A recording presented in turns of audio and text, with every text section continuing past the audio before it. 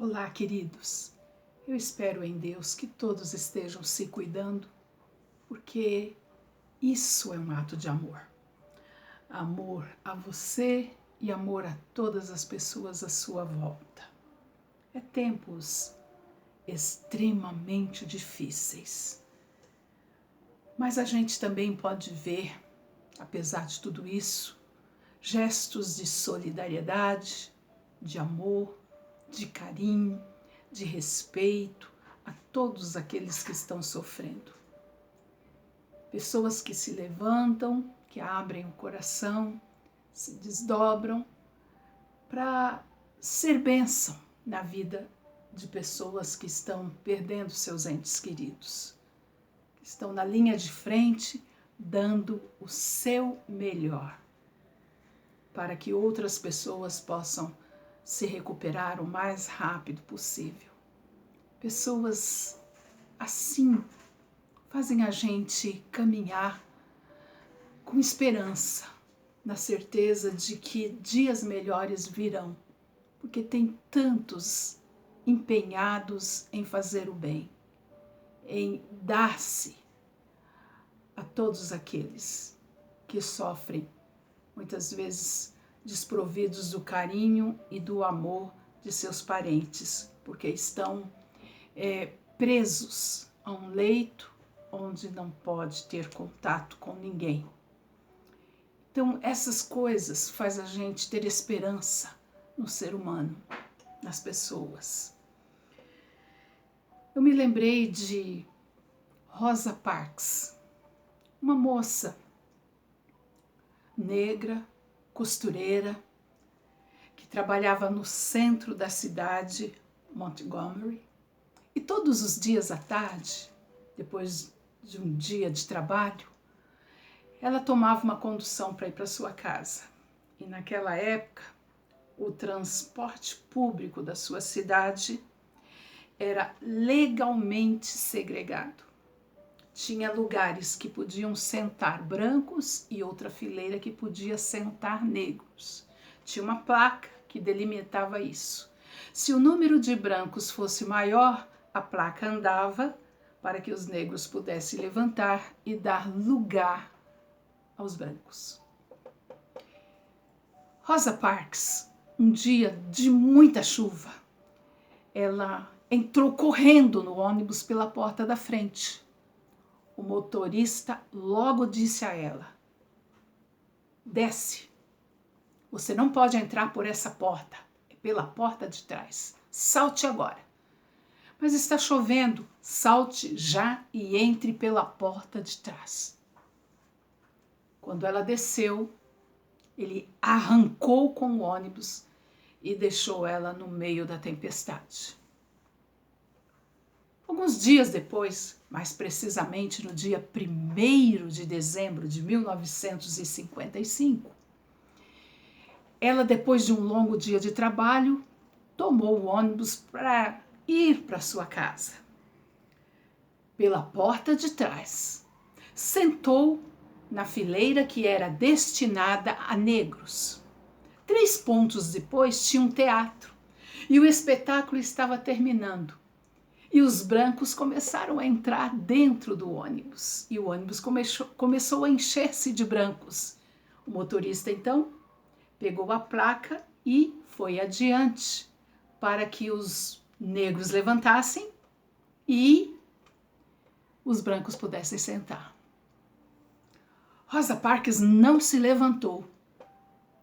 O motorista parou o ônibus, foi até ela e pediu para ela levantar e dar lugar a um branco. Ela disse que não. Ele então falou: vou chamar a polícia. Ela então falou: pode chamar. Ele então chamou a polícia veio, prendeu ela, levou ela para a cadeia, e aquela situação toda criou uma certa comoção com todos os negros que se reuniram e pagaram a fiança dela. E no outro dia ela foi para casa. Isso gerou uma certa revolta na população, que era de 70% mais ou menos de negros, e que pagavam a condução como qualquer outra pessoa todos os dias para ir ao trabalho. Então começaram um movimento em boicotar a condução e a maioria tomou posse. A maioria não, todos começaram a ir a pé para o trabalho. Alguns chegavam a andar 30 quilômetros para ir até o seu trabalho, mas não tomava mais a condução. Aquilo foi gerando um desconforto em todo mundo, principalmente financeiro, porque se 70% da população era de negros, eles estavam perdendo dinheiro. Eu sei que esse boicote durou 381 dias. Foi um prejuízo muito grande para o transporte público daquela cidade. Então, eles resolveram mudar a lei para que não tivesse prejuízo financeiro. A lei foi mudada. Mesmo assim, isso suscitou uma certa vontade de lutar pelos direitos dos negros nos Estados Unidos.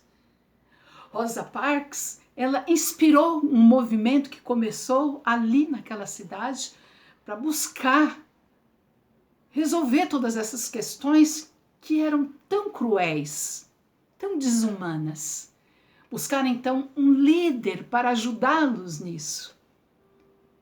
E o líder foi um pastor batista, que se chamava Martin Luther King. Mas eu quero que vocês pensem que uma simples mulher, uma costureira, uma negra, fez a diferença na história daquela cidade, quebrando uma lei desumana e trazendo para aquele povo tão sofrido um certo respeito. É claro que a vida dela não mudou para melhor. Ela sofreu perseguições por causa disso. Não arrumava emprego, foi ameaçada de morte e teve que mudar de cidade. Primeiro ela foi para uma cidade pequena, depois ela foi para uma cidade maior, Detroit, e lá ela viveu a sua vida. Por que eu estou dizendo essa história para você? Porque eu quero que você pense que a vida da gente é muito breve. E são pequenas atitudes que compõem a grandeza da nossa vida. São gestos assim, pequenos, que faz a diferença e transforma situações complicadíssimas. Essa moça, ela mudou a estrutura de uma cidade praticamente e inspirou outras pessoas a fazer um movimento contra a segregação racial que era tão cruel naquela época. A vida dela não foi fácil, mesmo depois de muito tempo e mudando para outras cidades, ela ainda sofria complicações por causa dessa questão racial. Mas ela inspirou milhares e milhares de pessoas. E hoje, quando você olha à sua volta e vê a situação que nós estamos experimentando nesses dias, cruéis, nunca vistas antes, dessa forma tão difícil. O mundo inteiro está sofrendo. Mas também você pode olhar à sua volta e você vai ver que inúmeras pessoas estão sendo usadas para ser instrumentos de paz, de amor, de solidariedade. Um gesto só tem mudado famílias, tem mudado vidas, tem dado alento, conforto a corações partidos, espedaçados pela dor de perder seus entes queridos.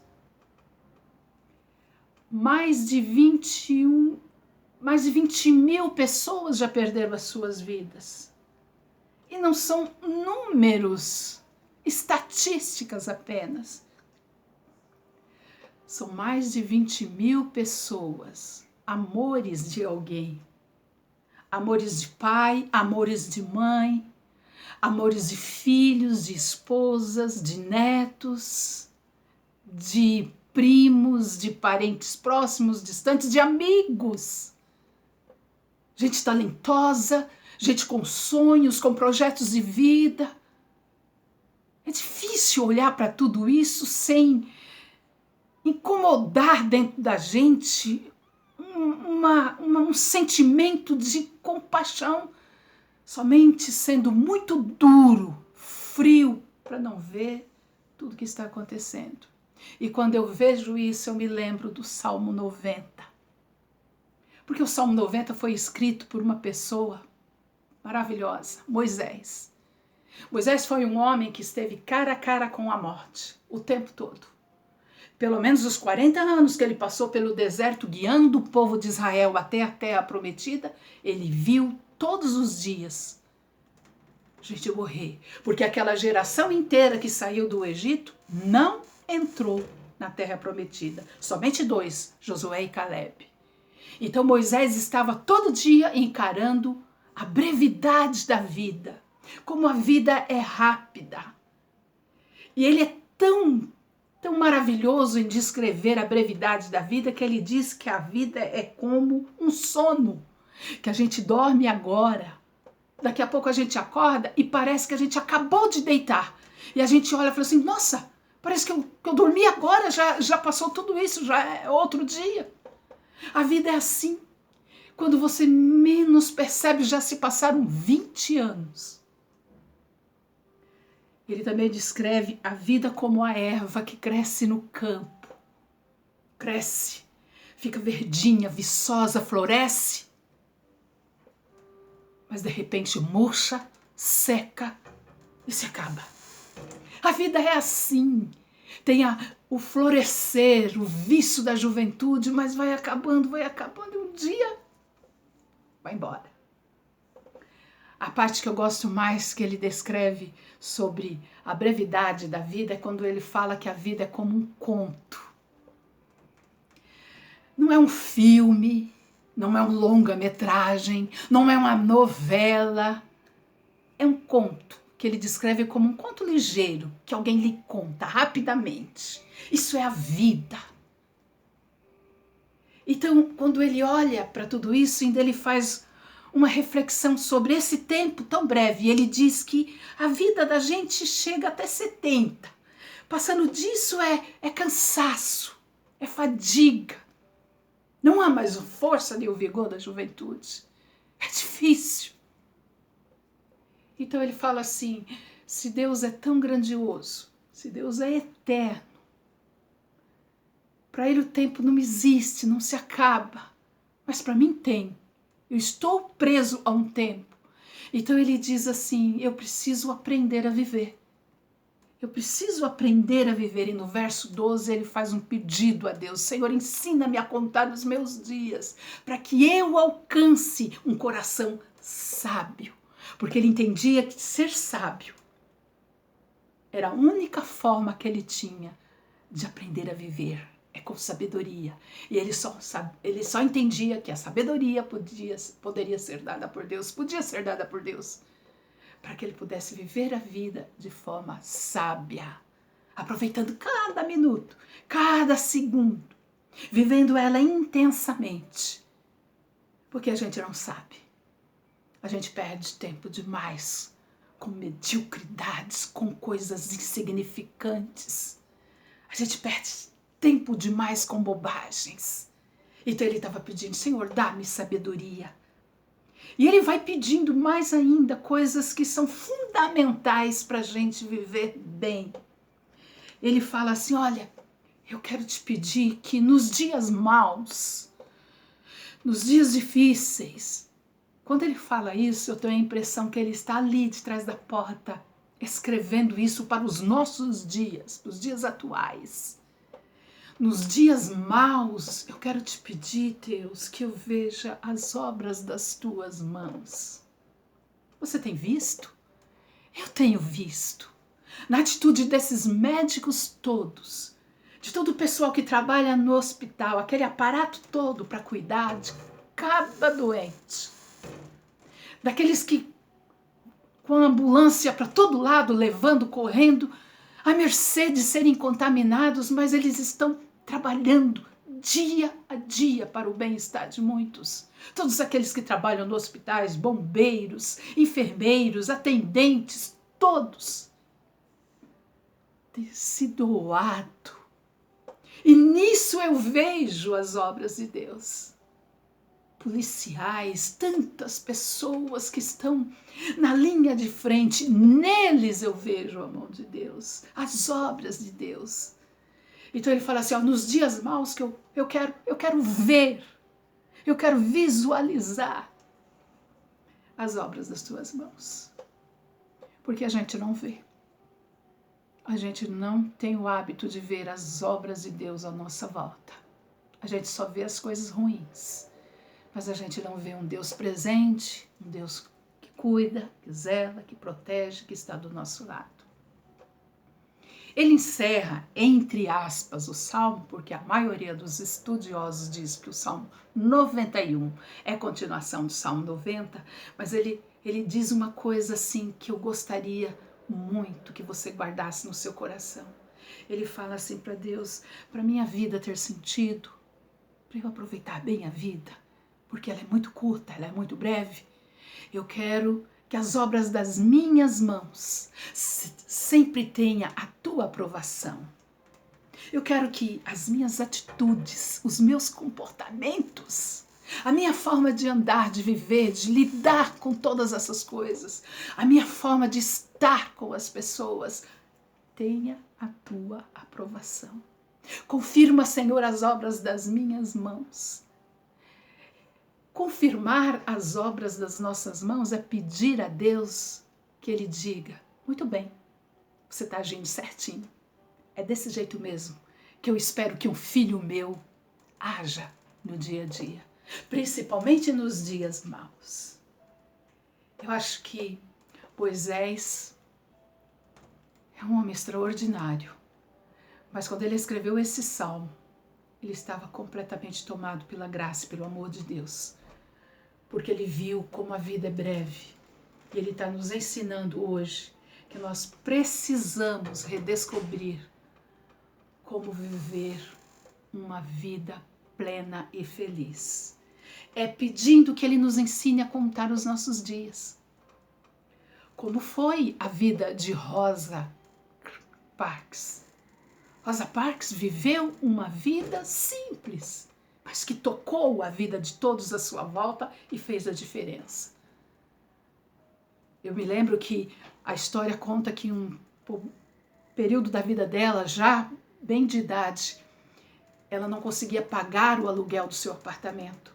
Estava para ser despejada. Aquilo foi descoberto por alguém e causou uma comoção geral. E todo mundo começou a fazer um movimento para ajudá-la. O banco perdoou a sua dívida e ela pôde morar no seu apartamento até o fim dos seus dias sem problema nenhum. Mas não foi fácil. A vida dela não foi fácil, mas foi digna. Mudou o mundo, mudou a história da sua nação, mudou a história de milhares de pessoas. A vida de Moisés não foi fácil. Foi difícil dirigir aquele povo, ensinar aquele povo, preparar aquele povo 40 anos no deserto para eles chegarem à terra prometida. Não foi fácil, mas foi digna, foi cheia de honra. E hoje nós estamos falando dele e o seu exemplo continua transformando vidas. E a sua vida? Como é que está sendo a sua vida? O que você está fazendo dela? Nós temos hoje uma oportunidade ímpar de sermos bênção. Se você preferir, você pode ser um tormento na vida das pessoas. Mas você pode ser o bálsamo que vai aliviar a dor que esse país está enfrentando nesses dias. Você pode ser bênção na vida de milhares e milhares de famílias que estão experimentando o sofrimento mais atroz que pode acontecer, que é a perda de um ente querido, que não volta mais. É uma dor insuportável. Mas o seu carinho, o seu amor, o seu gesto, a sua oração, a sua disposição em ser bênção, vai fazer a diferença, sim. Em nome de Jesus, opte por viver uma vida diferente. Se você não sabe, peça a Deus. Diga a Ele: Senhor, ensina-me a contar os meus dias, para que eu alcance um coração sábio. Ensine-me a contar cada minuto da minha vida, cada segundo, para que a minha vida seja uma vida cheia de luz e paz para mim e para todos à minha volta. A vida só tem sentido se ela for vivida assim, com Deus aprovando as obras das nossas mãos. Deus dizendo: é isso aí, é desse jeito que eu quero. Estou feliz com você. Você tem feito o que eu realmente esperava. Filho meu, as suas obras estão aprovadas por mim. Então, Senhor, vem nos ensinar realmente a viver, principalmente agora, nesses dias tão difíceis. Que Deus nos ajude, que Deus nos abençoe e que Ele nos ensine realmente a viver. Um beijo no seu coração e até breve, se Deus quiser.